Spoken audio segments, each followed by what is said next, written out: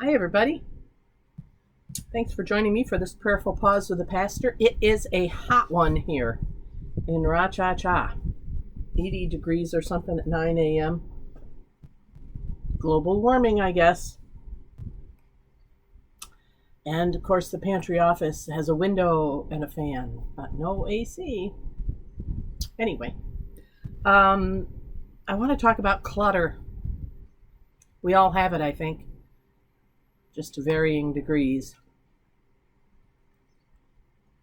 Clutter doesn't start out to be clutter, does it? It starts out to be important things we don't want to lose track of. It starts out to be memorabilia or gifts or cats. Cats can be clutter, but never really bad clutter. But clutter are just those things that kind of build up and they get in our way. And of course, when you're running a church or two churches out of a pantry office, everything seems a little cluttered. Yeah. So, clutter. My cellar is cluttered. I think when you're a mom or a dad and you become the um, the historical archive of everyone's life, you acquire a lot of clutter, and it's not all yours. Um, I have things that were my parents. I have furniture. I have clothes that I wish my daughter would get rid of. I have documents and books from various parts of my life. Don't I, Cleo? I have, I even have notes that I probably don't need to keep anymore. Academic notebooks from college. No joke, 1970s. And things from when I was teaching, and then things from ministry. Hop down. Let me help. There you go. Um, Clutter. It's just, well, I don't want to call it junk because it's not really junk, but they're not things that I'll ever use again. And they make my space seem really small when it really isn't that small. I don't know what to do. I know I have to get there in there and cull it out and throw it out and sort out. And operative word there is out. So it's not in the cellar anymore. Sometimes the house part where we live feels cluttered. I think that's because it's about 850 square feet and there are three adult women living in it. No wonder I like to watch Tiny House Nation. Clutter. And that makes me think about my cluttered mind. When I'm feeling especially besieged or anxious or busy, uh, it helps me if I walk into a room that's not cluttered. My friend's house is sort of minimalist. I like going there now all of a sudden, even more than before. It's like, I can breathe in a different way. Probably why I like to spend so much time outside, not cluttered. Or at least if it's clutter, it's God's clutter, not mine. So, clutter. And do you have clutter? And to what degree do you have clutter? And have you dealt with your clutter? So, here's the deal. If this is the clutter of my space, and I know I have clutter in my mind, right? We all do when we get going down these rabbit holes of thought. We start on one thing and then it's like, oh, squirrel, I'm going to go over here and I'm going to dive in deep in that and I forget what I was doing over here. We all do that to one degree or another. I think we do it. We have spiritual clutter. And that's what I want to talk about today a little bit, or at least get you thinking about today. What are the necessities for you spiritually? What's the minimalist view for you? Minimalist lifestyle for you spiritually? What would you absolutely have to do, have to practice for your spirituality? What would cut through all the clutter?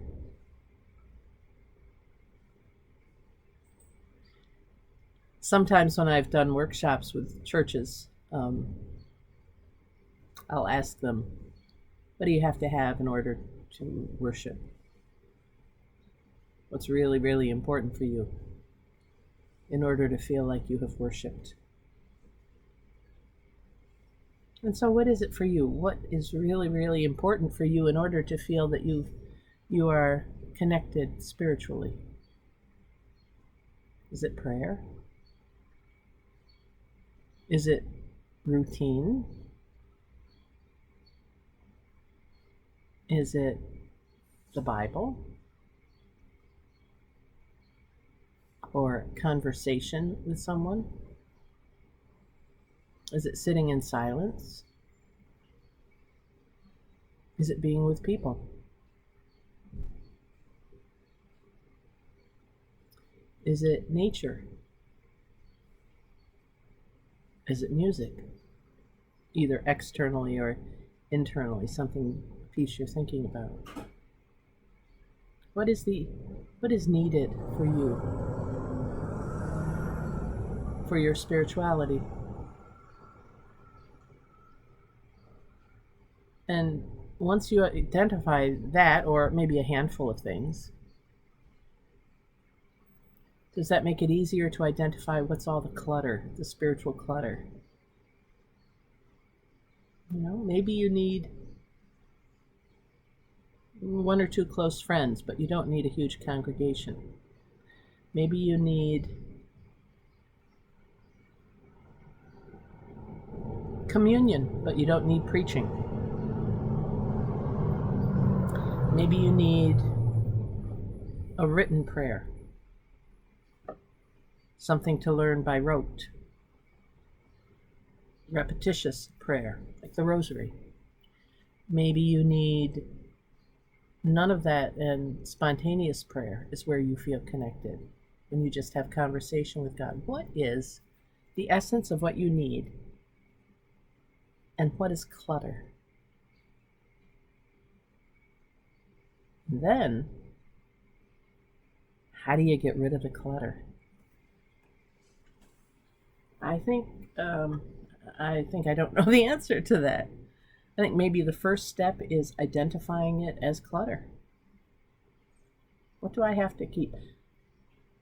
My first step really is, which I'm engaged in right now, is going into the cellar and figuring out, I need to keep this, or I don't really need to keep this. And maybe it's that way not only for you about practices, but it might be true for you of attitudes, beliefs. When I was young, it was important for me to believe X. Now, not so much. I got in a discussion with a good friend of mine the other day, who is an ordained elder, not a minister of Word and Sacrament. We talked about how we are each other's pastors. And she'd never thought of it that way before. And I said to her, of course you're my pastor. You're one of the ones I come to. We pray together. You remind me of God, my spirituality, of how loved I am. We shepherd each other. It's about mutual shepherding. And I realized that there was a time in my life when I didn't know that. I didn't feel that way. I felt like I needed to have an authority figure or someone who was designated to be my pastor. And this was true even after I was ordained a minister, and I needed my executive presbyter to be my pastor, or a friend. After that, it became a friend who was a colleague, and we agreed to be each other's pastors. And now, I don't know, now I just feel like we all pastor each other. It's a mutual ministry, mutual shepherding. I lost a friend of mine last year, and who was a minister, and his main image of God was as the Good Shepherd.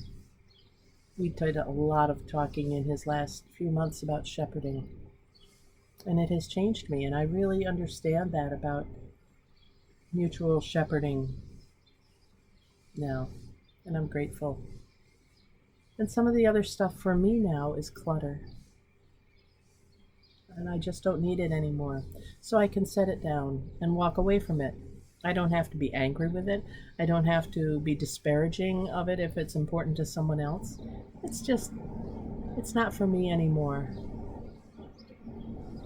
I encourage you today to spend a little time thinking about spiritual clutter. What's clutter and what's important in your spiritual life right now? And then maybe begin disengaging the clutter, setting it down, setting it outside, letting someone else enjoy that. But it doesn't have to be you, and you don't have to feel guilty about it.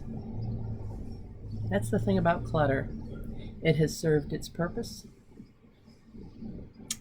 no longer has usefulness for me. Might have some meaning, historical meaning, but it doesn't speak to who I am today. And so I can hand it off and let someone else enjoy it, right? Okay, enough to think about for today. Thanks for joining me for this prayerful pause with the pastor, and I'm Pastor Deb Swift of South Presbyterian Church in Rochester, New York, a hot Rochester, New York, right now in early June. Look forward to seeing you next time. And until then, God bless. Take care. Get rid of some clutter. And bye for now.